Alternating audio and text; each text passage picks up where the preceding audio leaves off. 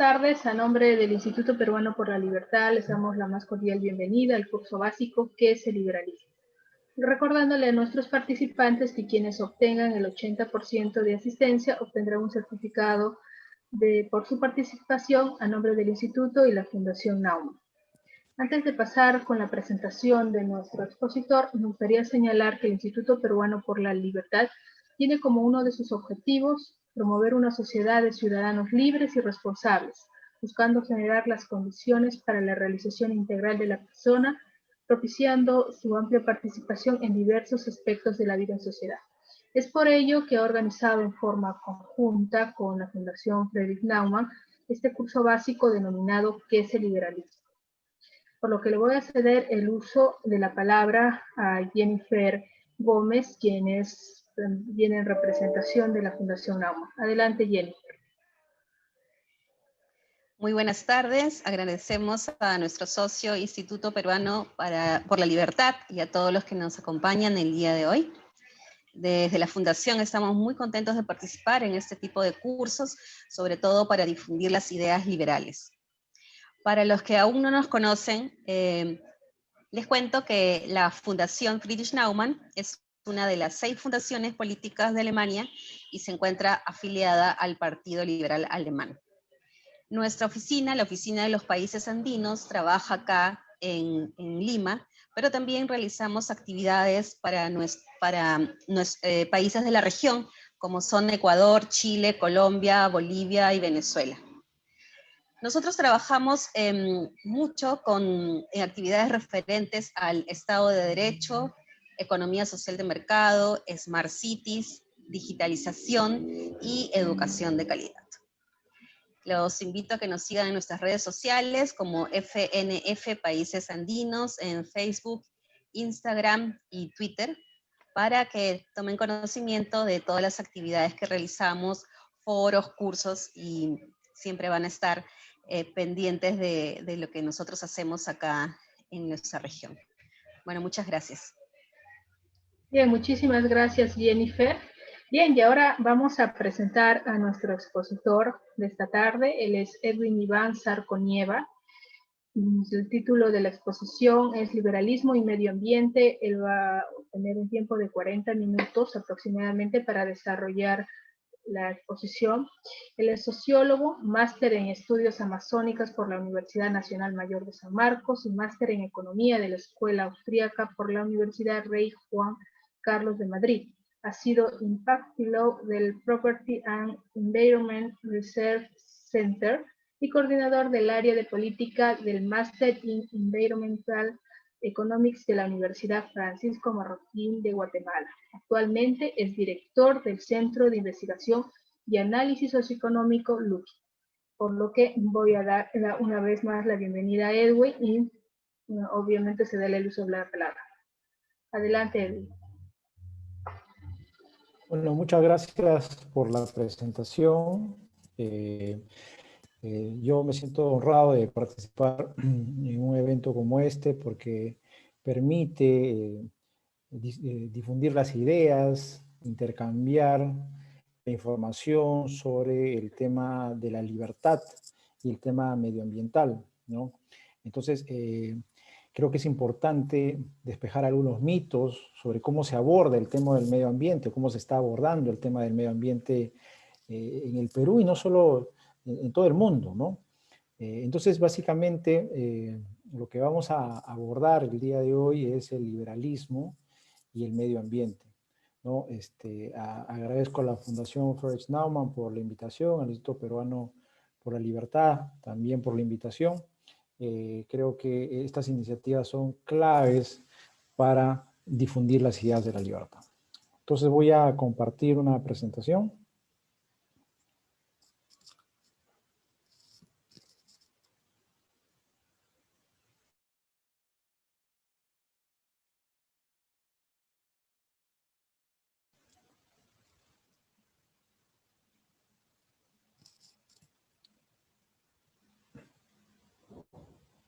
Perfecto.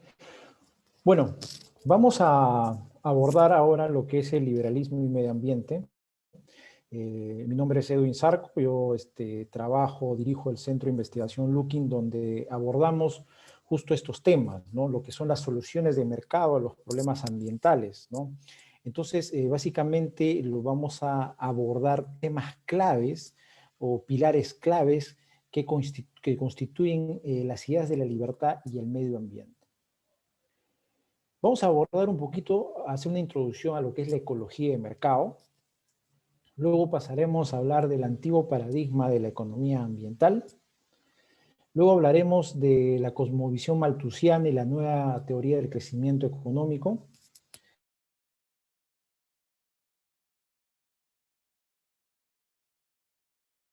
Abordaremos lo que es la economía. Pasaremos por el tema de la tragedia de los bienes comunes y el uso del conocimiento en la sociedad, el gobierno de los comunes, y con eso tendrán ustedes, digamos, los aspectos claves o los pilares claves de lo que constituye las ideas de la libertad y el medio ambiente. Vamos por el primer punto, que es la introducción a la ecología de mercado. ¿Qué es la ecología de mercado? La ecología de mercado es un enfoque que tiene una íntima relación con lo que es la difusión de las ideas de la libertad y la protección o conservación del medio ambiente. La ecología de mercado es un enfoque teórico que comienza a concebirse en los años 80 por un grupo de jóvenes economistas llamados Terry Anderson, John Banden, Peter Hill, Richard Stroop, en torno al Property and Environmental Research Center, que es el PERC. Es una institución que se encuentra en Boston, Estados Unidos, ¿no? Que básicamente ellos la fundan y se preguntan cómo los mercados pueden proveer calidad ambiental, ¿no? O cómo las soluciones de mercado pueden proveer calidad ambiental, se preguntan, ¿no? No solo el Estado puede dar esas soluciones, sino el mercado puede dar soluciones mucho más eficientes. Entonces, a partir de esta pregunta, ellos empiezan a desarrollar todo un proceso de investigación, de libros, de paper, talleres, etcétera, ¿no? Entonces, básicamente, el PERC, y lo pueden ver en la pantalla, ¿no?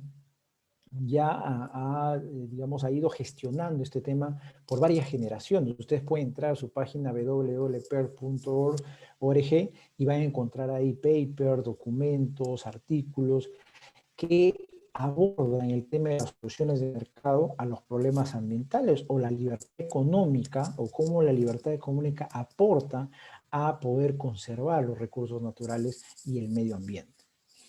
Ellos hacen workshop, ¿no? Y básicamente, pues, la ecología de mercado, que en inglés es Free Market Environmentalism, ¿no? Tiene tres enfoques claves. El primero es la teoría de los derechos de propiedad, es decir, que para proteger el medio ambiente tiene que haber derechos de propiedad bien definidos, ¿no? Es decir, la comunidad tiene que tener sus derechos de propiedad, un individuo tiene que tener sus derechos de propiedad sobre un lago, sobre una laguna, sobre un bosque, sobre diversos espacios de recursos naturales. Eso es clave para proteger los recursos naturales. Segundo, el tercer enfoque, la ecología de mercado, es la teoría de la función empresarial. Es decir, se tiene que buscar que aflore la función empresarial o el emprendimiento ambiental, ¿no? ¿Para qué? Porque son los empresarios los que aportan las mejores soluciones o las soluciones innovadoras a un problema ambiental.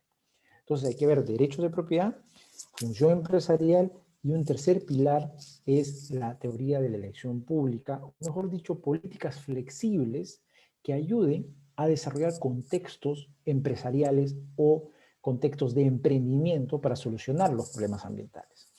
Entonces, eso es lo que aborda la ecología de mercado, lo que promociona la ecología de mercado o los tres enfoques que investiga la ecología de mercado. Bajo esos tres enfoques uno puede identificar soluciones de mercado en cualquier parte del mundo. Entonces, la idea es más bien promover esos tres pilares. Cuando no hay derechos de propiedad, entonces pues no se puede proteger los recursos naturales. Si no hay un contexto de emprendimiento empresarial para solucionar temas ambientales, también no se encontrará las soluciones eficientes. Y si hay una política que ahoga al empresario o al emprendedor ambiental, entonces este emprendedor no va a invertir recursos para poder buscar soluciones al medio ambiente. Entonces esos son los tres componentes de la ecología de mercado, ¿no? Entonces cuando el Estado quiere buscar soluciones, sus soluciones son muy limitadas en el tema ambiental, porque no tiene la información de tiempo y lugar. Un gobernante está 5 años y luego se va, entonces en esos 5 años no va a poder solucionar todos los problemas ambientales, no tiene derechos de propiedad, sus incentivos son netamente políticos, no son incentivos económicos, ¿no? Entonces, no hay una relación de la entidad política con la solución de los temas ambientales. Por ende, las soluciones van a ser ineficientes, ¿no? Pero cuando hay derechos de propiedad y se cumplen estos tres pilares, entonces sí se puede llegar a acuerdos, sí puede haber cooperación, ¿no?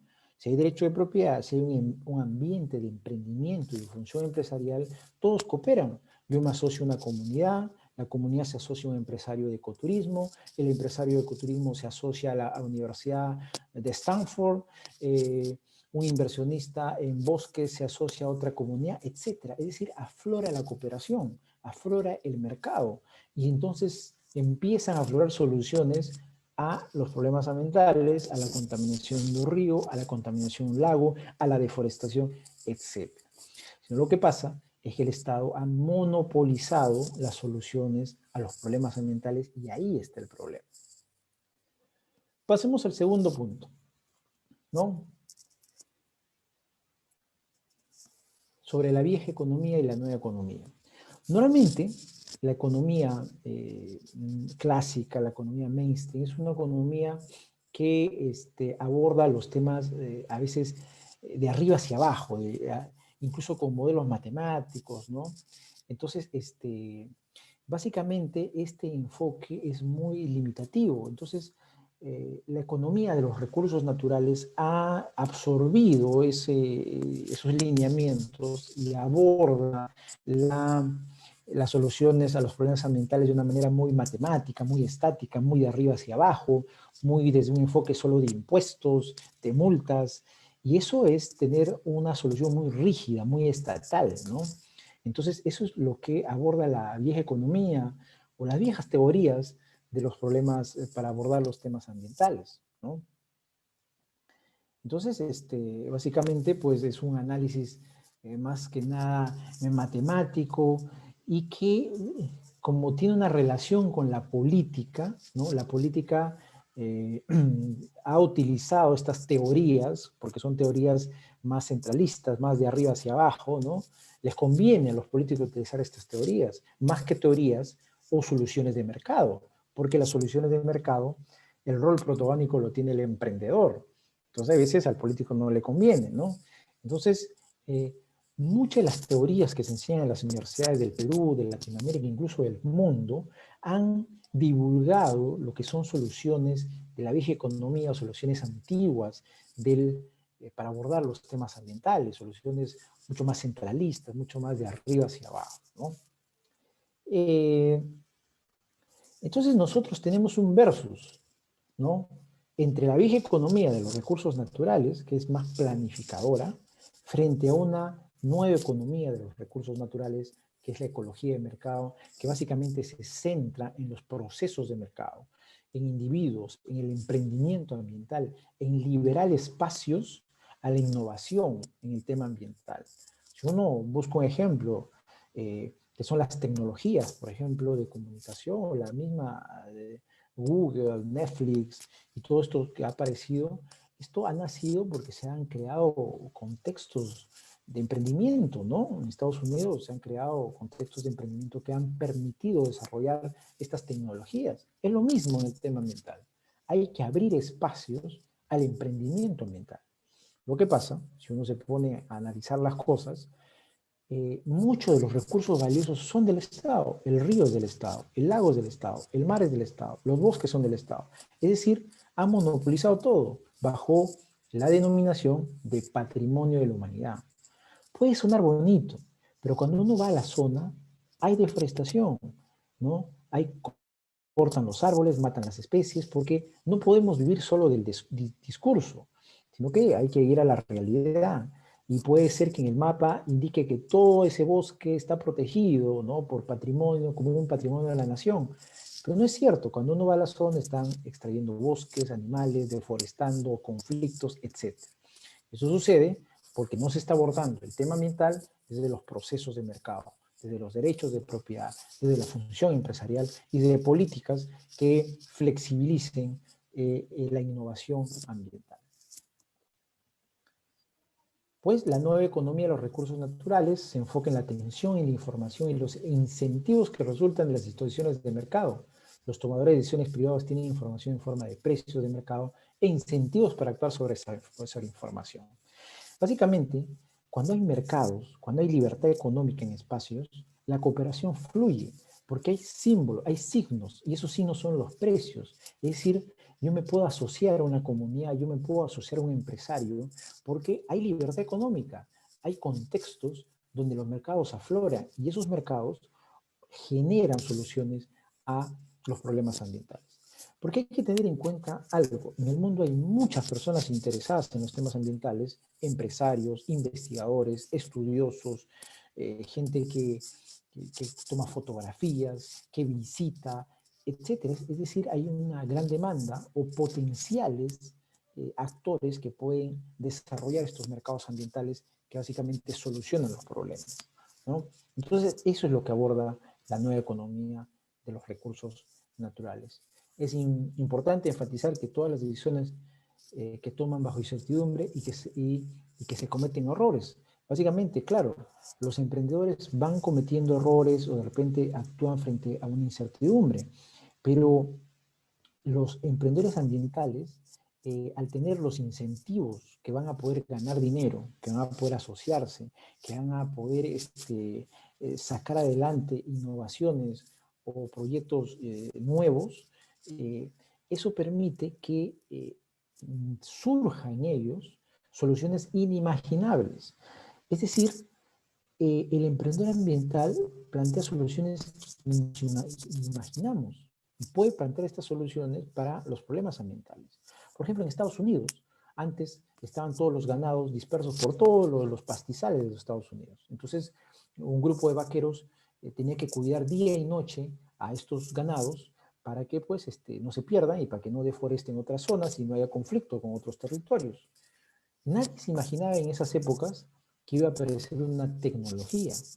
Y esta tecnología fue el alambre de espino. Alguien lo creó y empezaron a hacer cercos y esos derechos de propiedad definidos y al final no hay conflictos, se protege nuevamente, se protege deforestación de otros lugares. Igual como eso aparecen los chips que se pueden instalar a ciertas especies, ¿no? Y de esa manera tener derechos de propiedad, controlarlos, generar mercados. Entonces la innovación es amplia, ¿no? Pero para eso tenemos que generar, liberar esos espacios ambientales para que entren los innovadores en esos campos, ¿no? Tener en cuenta que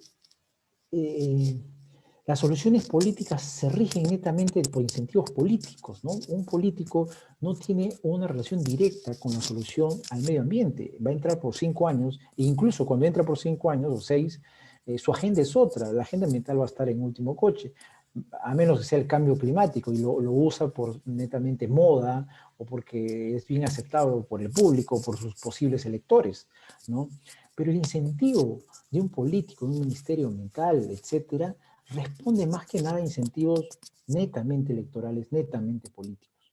En cambio, un emprendedor ambiental en un proceso de mercado responde a incentivos de ganancia, a incentivos de beneficio, y eso, digamos, es una base para poder solucionar los problemas ambientales. Además, que un emprendedor ambiental puede, o las soluciones a los temas ambientales requieren de más tiempo. 30 años, 40 años, 50 años, implica generaciones.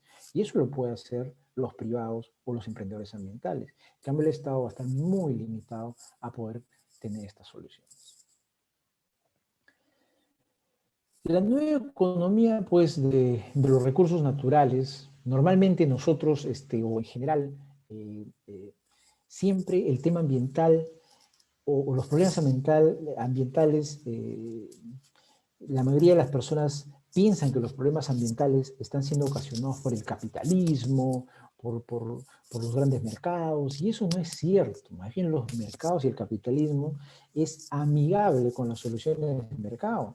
Los países más capitalistas en el mundo son aquellos, o en esos lugares, el medio ambiente está más conservado, el río está más limpio, los bosques están cuidados, etcétera, porque hay una relación directa con tener prosperidad, tener capitalismo, generar mercados con la protección del medio ambiente. Lo que pasa es que nos han hecho creer que no es así, y eso nos han enseñado en las universidades.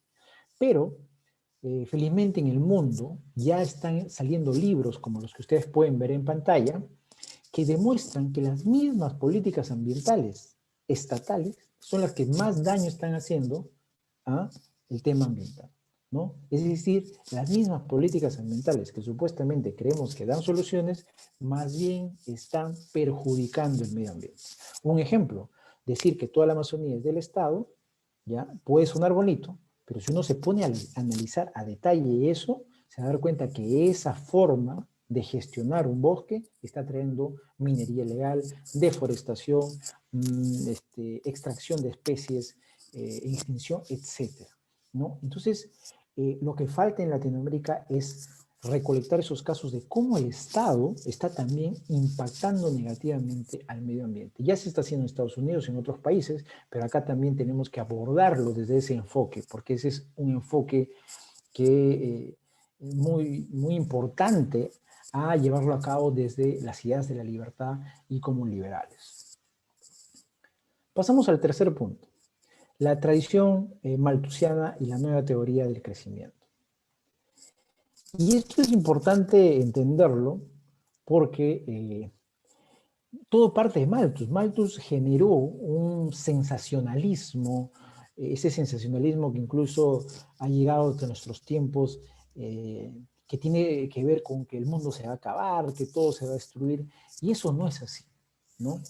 Por ejemplo, Malthus, en 1798, en su ensayo sobre el principio de la población, argumentaba que decía que la población está creciendo más rápido y los recursos creciendo más lento. Decía, al final va a haber más población y no va a haber recursos. Y eso nunca sucedió. La población ha ido creciendo, pero los recursos no se han acabado. Los recursos todavía existen. Inclusive,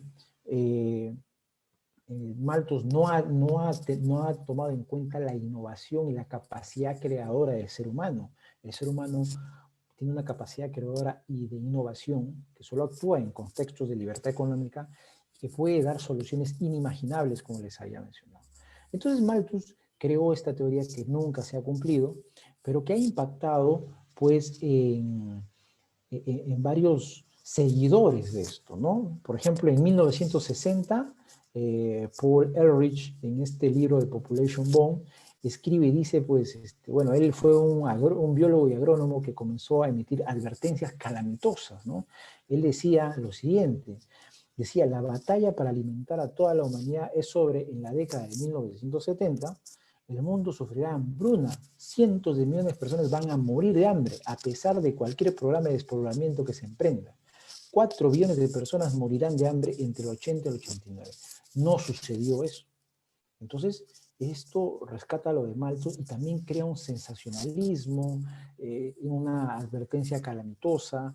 Y bueno, hay intereses en eso, ¿no?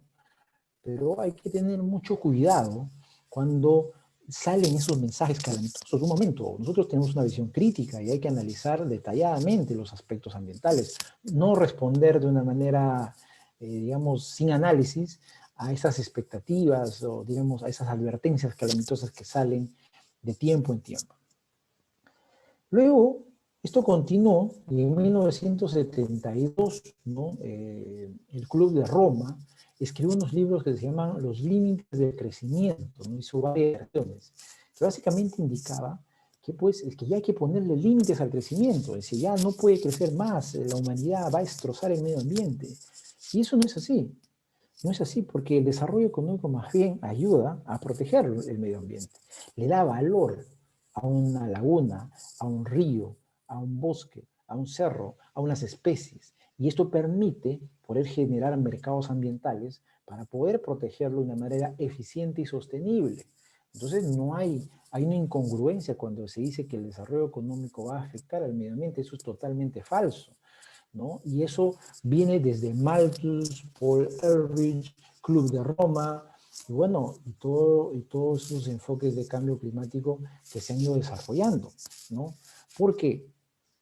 Hay que analizar con cuidado, porque ¿qué es lo que sucede? Salen estas expresiones calamitosas y a partir de eso los políticos se sustentan en eso y empiezan a aplicar políticas ambientales que no tienen sentido, gastando dinero, gastando recursos, que al final no solucionan nada. Ese es el problema, ¿no? Pues al final, bueno, ha tenido todo este impacto, estos libros, ¿no?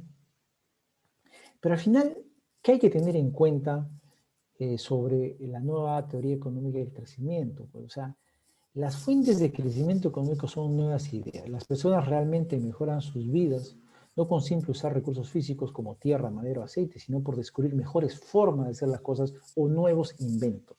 Es decir, todas estas ideas calamitosas no han contemplado que el ser humano es inminentemente creativo. Y si nosotros creamos mercados ambientales, los seres humanos van a crear soluciones inimaginables, ¿no? Les doy un caso. Acá al norte del Perú hay un bosque que se llama el bosque seco, que está en la comunidad Santa Catalina de Chongoñape. Esta comunidad tenía 30.000 hectáreas de bosques secos y en sus bosques habían los pozos de Antíojo. Esto está acá al norte en Chiclayo, en Lambayeque. Y pues la comunidad mataba esos osos, ¿no? Ya los estaba extinguiendo, pero tenía derechos de propiedad. Y al tener derechos de propiedad, ya había uno de los pilares, y crearse un modelo de conservación privada, es decir, algunos lineamientos normativos que daban pase a crear una especie de iniciativa privada. Entonces, ¿qué pasó bajo ese esquema? La comunidad se asoció a un fotógrafo de la naturaleza, un peruano que se llama Hayes Plenge, que ha trabajado en National Geographic, y se unieron y crearon la primera área de conservación privada. Es decir, un área privada, gestionada por privados, la comunidad del fotógrafo, y donde se conservó este oso de anteojos, donde se conservó varias especies, donde se hizo ecoturismo, donde se ganó dinero, donde con ese dinero se construyeron escuelas, salud, es decir, se creó un mercado ambiental y a la vez no solo generó ingresos, sino también se protegió el medio ambiente. Esa es una solución de mercado innovadora. Nosotros en Looking hemos hecho un documental, un mini documental sobre eso. Hoy en día, esa iniciativa nació en el 2000, hoy en día hay más de 130 áreas de conservación privada en el Perú.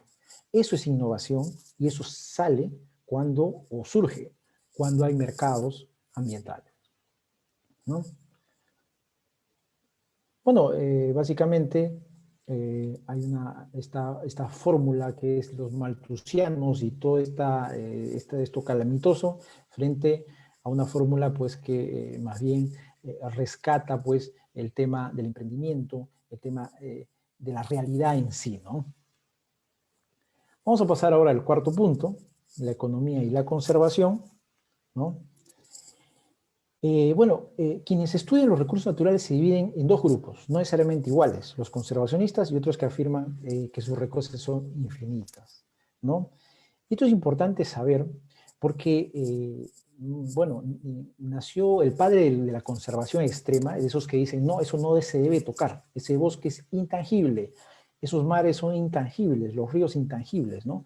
Fue Gifford Pinchot, que es el padre del movimiento de conservación estadounidense y que ha pues influido en muchas de nuestras naciones, ¿no? Entonces ellos dicen, no, hay que guardar esto para el mañana. Pero al final, ¿cómo sabemos que se va a guardar eso para el mañana si ahí no hay derechos de propiedad, solo son gestionados ineficientemente por el Estado, ¿no? Entonces hay un grave error que ha impactado en nuestras sociedades para entender el problema ambiental. Más bien, si se gestiona esos recursos de manera eficiente, ¿no? Con soluciones de mercado, entonces más bien esto va a manejarse por muchos años, 20, 30, 40 o 50 años. Y eso sí va a llegar a nuestras generaciones futuras. Entonces, pero hay otro enfoque, ¿no? Y esto es muy importante. Mientras hay este enfoque ortodoxo, dice que hay que proteger, conservar estos recursos naturales y que nadie lo toque, hay un enfoque más nuevo, más de solución de mercado, más de ecología de mercado, más relacionada a la libertad económica. Y un ejemplo claro es algo que vivimos en el Perú. Nosotros en 1999, ¿no? Un grupo de amigos reunidos en la Asociación para la Conservación Cuenca Amazónica, ACA, deciden proponerle al Estado, ¿no?, que le dé el Estado peruano más de 100.000 hectáreas en conservación, para conservación. Le dicen, danos en concesión por más de 50 años estas 100.000 hectáreas, ricas en biodiversidad, en Madre de Dios, en la cuenca del Río de los Amigos, y nosotros los privados lo vamos a gestionar. Ese modelo de concesión es derechos de propiedad, es una innovación institucional, ¿no? Al final el Estado le dio, después de tanta insistencia, años de insistencias, en el 2001 le dio. Entonces, Río de los Amigos creó la primera área de concesión de conservación de más de 100.000 hectáreas en el Perú, en Madre de Dios. Hoy en día, en esa área se conservan diversidad de especies. Van a ese lugar investigadores de todo el mundo a hacer sus tesis doctorales en biología, en recursos naturales, etc. Hay ecoturismo, hay ingresos económicos, hay documentales. Este lugar ha ganado más de 3 premios internacionales. ¿Y qué es eso? Es innovación, solución de mercado, frente a una solución ortodoxa de decir que todo debe estar reservado para una generación futura bajo un esquema estatal. ¿Para qué? Para que todos entren ahí y deforesten todo. Entonces, como ustedes pueden ver en las fotos, este es el Río de los Amigos, el área de conservación, se conservan diversas especies, ¿no? Es más, en esos lugares van DJs del mundo que empiezan a grabar sonidos de la naturaleza y a partir de esos sonidos ellos hacen sus mezclas. Es decir, cuando creas mercados ambientales, tú no te imaginas todo lo que puede aflorar para solucionar y crear valor en los recursos naturales. Pero imagínense si es una visión estatal, limitada, de arriba hacia abajo, no se va a poder crear estas soluciones, ¿no? Entonces, ahí va el enfoque.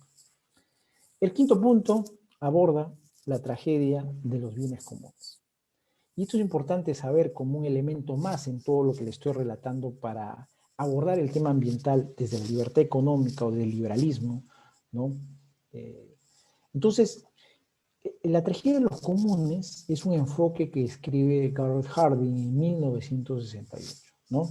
Que básicamente indica que cuando en un espacio no hay derechos de propiedad, entonces se crea una tragedia, porque todos quieren aprovecharse de los recursos. Si hay una gran hectárea de bosques y eso no es de nadie, ¿no? Entonces todos lo aprovechan, todos lo deforestan, porque van a querer tener el máximo provecho de ese lugar, de ese río, de ese mar, de ese bosque, etcétera, ¿no? Entonces eso es lo que básicamente impulsó Garrett Hardin en este artículo, ¿no? Como ustedes pueden ver en la figura, si este pastizal no es de nadie, entonces van a venir muchos ganaderos y van a aprovechar esos pastos y al final pues todos se van a perjudicar y el medio ambiente se va a perjudicar. Es como lo que sucede en la minería informal de Madre de Dios. Todos esos bosques son del Estado, es decir, no es de nadie, porque el Estado está generando una externalidad negativa, está generando mucho territorio que cree dominar o quiere proteger y al final no lo protege. Entonces ahí se apertura la tragedia de los comunes y todos deforestan y al final hay una tragedia ambiental, ¿no? Entonces, pues básicamente eso es lo que sucede. La lógica de los recursos comunes es esa, pues, ¿no? Como ustedes pueden ver en la foto, en el mar no hay propiedad, todos agarran, todos los pescadores empiezan a pescar, incluso hasta las especies más pequeñas, los ganados deforestan, hay deforestación de bosques y también matanza de especies ricas, ¿no? O recursos de fauna valiosos, ¿no? Pero en el mundo ya están apareciendo muchas soluciones de mercado basadas en derechos de propiedad, en emprendimiento ambiental y en políticas que permitan el desarrollo de estos emprendimientos, ¿no? Por ejemplo, en la pesca, un caso interesante acá en Perú es el caso de Ancón. En Ancón hay un grupo de pescadores que, ¿qué es lo que hizo? Aplicó derechos de propiedad, zonas de pesca, esos derechos de propiedad. Ojo, los derechos de propiedad son formas de proteger, de establecer límites a un determinado territorio, pero también establecer instituciones de cómo aprovechar eso, reglas, normas, ¿no? Entonces, este grupo de pescadores en Ancón ha establecido zonas de pesca, zonas donde pesca, zonas donde no pesca porque ahí hay criaderos naturales de especies, ¿no? Entonces se ha organizado en tiempos de pesca, tal día pesca otro, tal día pesca el otro. Entonces han creado ahí una solución de mercado, porque esa es una solución de mercado, ¿no? Es una solución institucional innovadora. ¿Y qué ha permitido eso? Que tengan peces mucho más grandes. Y ellos se han conectado a los principales restaurantes pesqueros o marisqueros de Lima. Entonces le venden a estos restaurantes un producto más grande. En conclusión, el restaurante se beneficia porque tiene un producto más grande, vende mejores platos, gana mejores ingresos, el pescador gana mejores ingresos en total, o en conclusión, estás creando un mercado que soluciona los problemas ambientales. Y eso es lo que busca, o lo que debe buscar la ciudad de la libertad y las soluciones a los problemas ambientales. Bueno, entonces, cuando no hay derechos de propiedad y toda esta contaminación ambiental de los ríos, ¿no? Y otros espacios. El sexto punto es el uso del conocimiento en la sociedad. Y esto es un aspecto clave a tenerlo presente en el tema ambiental, ¿no? Hayek, ¿no? Escribe, pues, escribe un artículo muy interesante en 1945 que se llama El uso del conocimiento en la sociedad, ¿no? Él plantea y dice, ¿qué problema pretendemos resolver cuando tratamos de establecer un orden económico racional? Dice, es decir, ¿cómo un político puede creer que tiene la solución perfecta si todo el conocimiento está disperso entre todos los individuos? El conocimiento está disperso en la sociedad. Lo que pienso yo es diferente a lo que están pensando ustedes en estos momentos. Mis proyectos empresariales son diferentes a sus proyectos empresariales. Entonces, ¿cómo un único gobernante, un grupo de gobernantes va a tener las soluciones perfectas? Es imposible porque el conocimiento está disperso en la sociedad. Bajo ese esquema, los temas ambientales no pueden enfocarse únicamente desde un enfoque de arriba hacia abajo, sino que lo que sucede en Arequipa es distinto a lo que sucede en Ecuador, a lo que sucede en Gran Bretaña, a lo que sucede en Estados Unidos, a lo que sucede en Chile. Es diferente, ¿no? Son casos específicos ambientales que deben abordarse por sus propios actores que viven cerca de estos problemas o que tienen una relación de tiempo y lugar. Entonces, de esa manera se abordan los temas ambientales, de arriba hacia abajo, y no de un enfoque de arriba hacia abajo, que no tiene sentido porque el conocimiento está disperso, como bien lo plantea Hayek. En ese sentido, un grupo de mentes privilegiadas no van a poder solucionar los problemas ambientales. Es importante crear las condiciones para que los mismos emprendedores creen soluciones soluciones de mercado a los problemas ambientales dependiendo de los lugares, dependiendo de lo que sucede en Madre de Dios con lo que sucede en las Pampas Argentinas, por ejemplo, ¿no? Entonces, básicamente, ese es el enfoque que se tiene que tener en cuenta, ¿no? Y muchos políticos o muchas políticas ambientales no tienen en cuenta eso. Entonces, cuando uno analiza las políticas ambientales, son políticas ambientales que no guardan una relación con la realidad, ¿no? ¿No? Por eso esa política ambiental, como ven en la foto, hay una duda, ¿no? A veces las lanzan por moda o por coyuntura, pero no guardan una relación porque no tienen esa conexión de tiempo-lugar con los verdaderos problemas ambientales, ¿no? Por eso es importante entender que si el conocimiento está disperso, hay que aprovechar ese conocimiento disperso creando contextos de libertad económica para que los mismos individuos, ¿no? En asociación, en cooperación, puedan crear innovaciones para los problemas ambientales. Porque además, en estos contextos, como lo vimos anteriormente, cuando se crean estos mercados, aparecen los signos, los precios, entonces yo puedo cooperar, puedo asociarme. Ese fotógrafo que les hablé se asoció a la comunidad de Santa Catalina de Chongoñape porque había un ambiente de libertad y el Estado no entró, eso fue netamente libre, ¿no? Había derechos de propiedad, cooperaron, planificaron, se asociaron y crearon una innovación ambiental.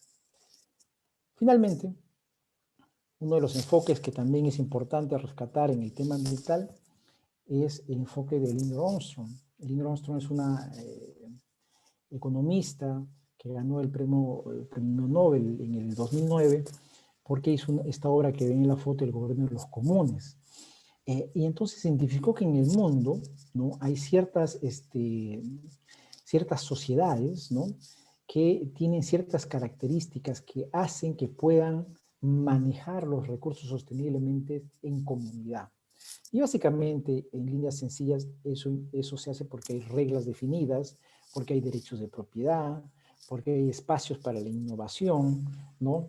Entonces, estas experiencias de gobierno de los comunes han podido proteger los bosques de Suiza, bosques en Japón, ciertos canales de riego en España, etcétera, ¿no?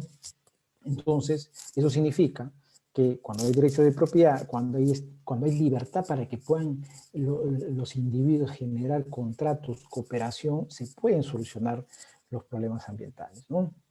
Entonces, pues, este libro, o el enfoque de los gobiernos de los comunes de Lindor Armstrong, da 8 principios claves que están en este libro y que básicamente se resumen en acuerdos claros, en contratos claros, en derechos de propiedad, en temas de innovación, en respetar las sanciones. ¿Y todo eso qué es? Eso son instituciones, ¿no? Cuando el Estado mucho se mete buscando políticas ambientales centralistas, intervencionistas, no permite crear estas instituciones en un contexto de libertad, entonces al final no hay solución, ¿no?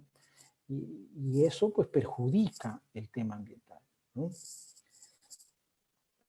Entonces pues básicamente hay muchos ejemplos, como les dije, en el mundo. Están los ejemplos en Suiza, está en Japón, en Alicante, cómo estos recursos de uso común, cuando ellos han permitido asociarse por años, por varios años, han podido proteger el medio ambiente de esos lugares, ¿no? No bajo una política ambiental. Entonces, básicamente, en resumen, los derechos de propiedad para proteger el tema ambiental son claves, y el control del Estado es un enfoque que el Estado busca controlar todo, y su límite solo debe ser crear normas para que haya un contexto más bien de libertad económica y se pueda ahí generar la innovación ambiental. Bueno, acá les dejo nuestros links, ¿no? En Facebook nos encuentran con @lookinginvestigaciones, en YouTube estamos como Centro de Investigación Looking, en Twitter, ahí está nuestra página, nuestro WhatsApp. Nosotros en Looking desarrollamos todos estos temas que básicamente son soluciones de mercado a los problemas, y cualquier duda siempre estaremos para ayudarlos en estos temas. Muchas gracias.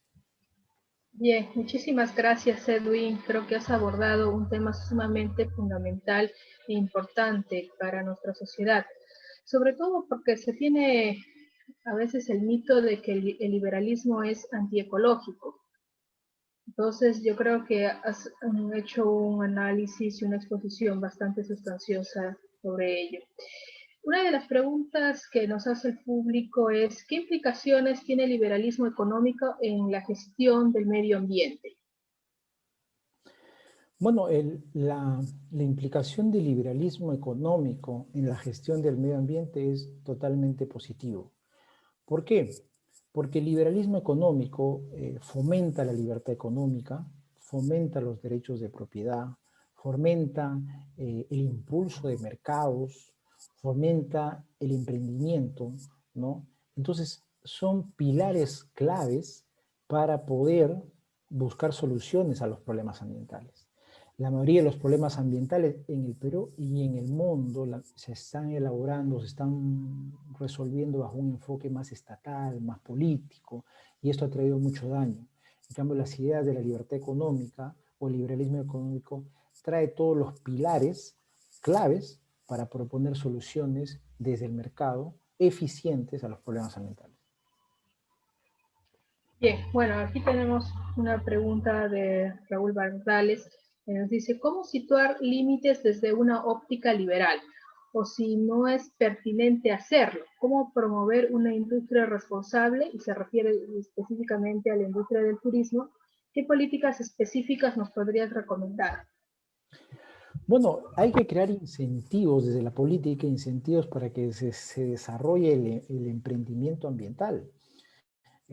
Por ejemplo, uno de los grandes temas son derechos de propiedad definidos. Les doy un ejemplo.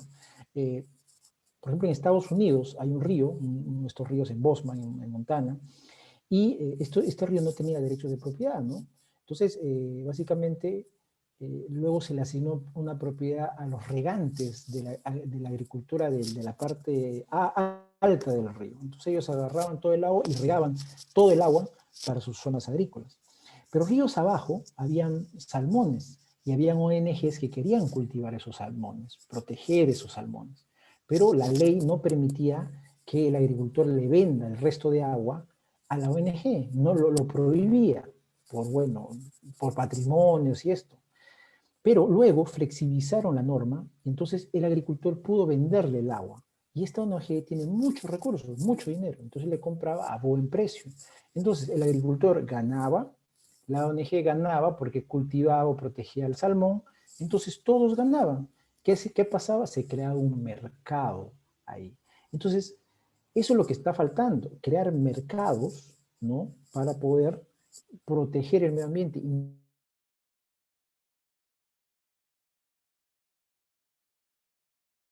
lo estamos enfocando así, no estamos prohibir la multa. El agua es de todos, es del Estado. Entonces, estamos bloqueando la innovación ambiental.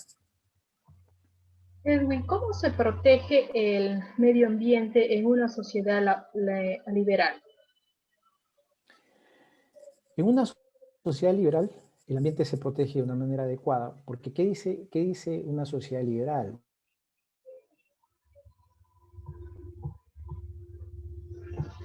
Una sociedad liberal se basa en decir, los bosques tienen cierta concesión o cierta propiedad, los ríos también tienen cierta propiedad, las lagunas tienen cierta propiedad. No significa que solo va a ser de un empresario millonario, puede ser de una comunidad, puede ser de una ONG, ¿no? Entonces, tener esas propiedades permite que uno pueda invertir recursos en eso para protegerlo, ¿no? Si una comunidad tiene propiedad de un sector de un lago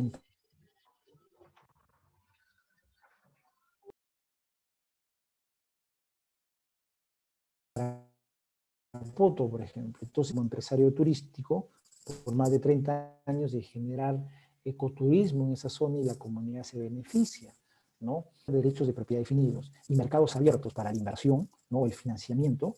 Entonces, las soluciones innovadoras a los temas ambientales aflorarían. Habría muchas innovaciones inimaginables en el tema ambiental. Bien, uno de los temas también bastante controvertidos ha sido el acuerdo de Escazú. Entonces, Eduardo Ferreira nos pregunta, ¿cómo se relaciona el liberalismo con el acuerdo de Escazú? Bueno, nosotros del Centro de Investigación Looking participamos ya hace par de meses en varios debates sobre el Acuerdo de Escazú, varios debates. Por lo menos han participado más de 7 debates sobre el Acuerdo de Escazú. El Acuerdo de Escazú es fruto de esas políticas de arriba hacia abajo. Es decir,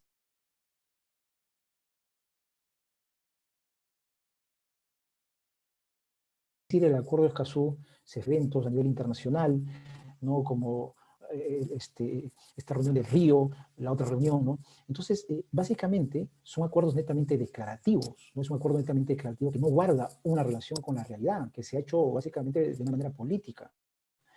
Entonces, ese acuerdo perjudicaría al Perú, porque ese acuerdo lo que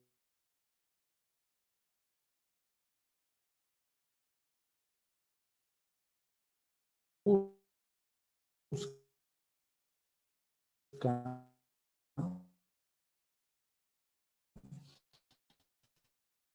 es más bien burocracia, más normatividad ambientales, más bien, en vez de ayudar, ¿no? Que alejaría al inversionista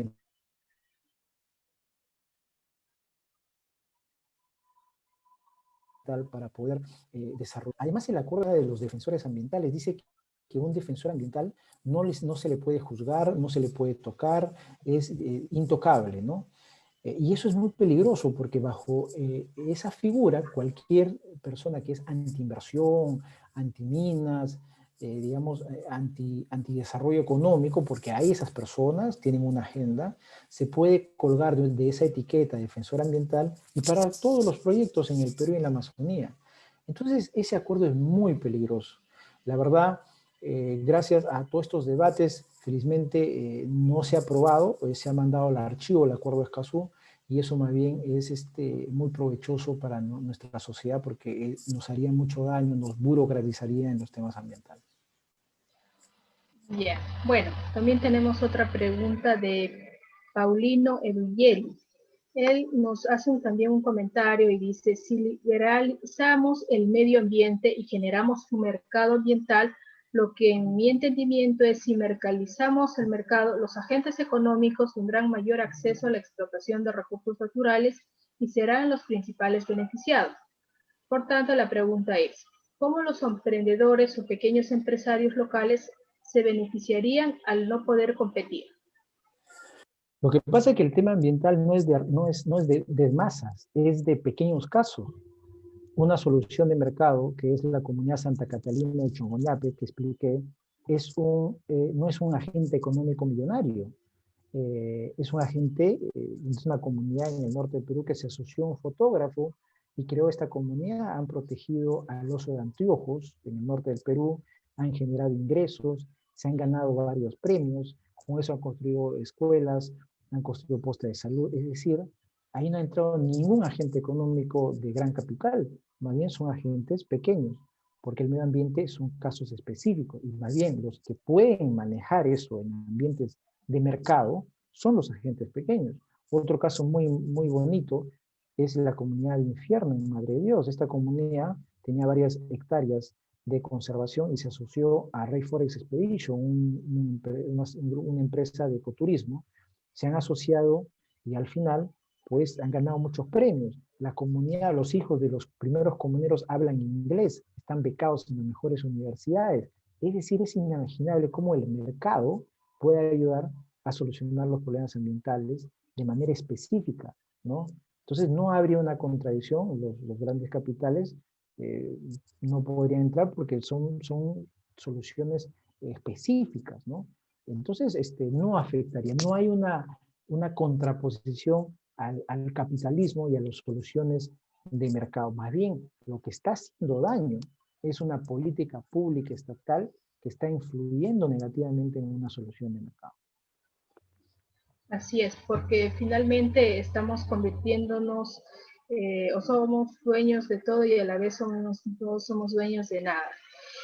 ¿La Amazonía debería pertenecer a alguna persona, a algún grupo, al Estado? ¿Qué es lo que tú piensas?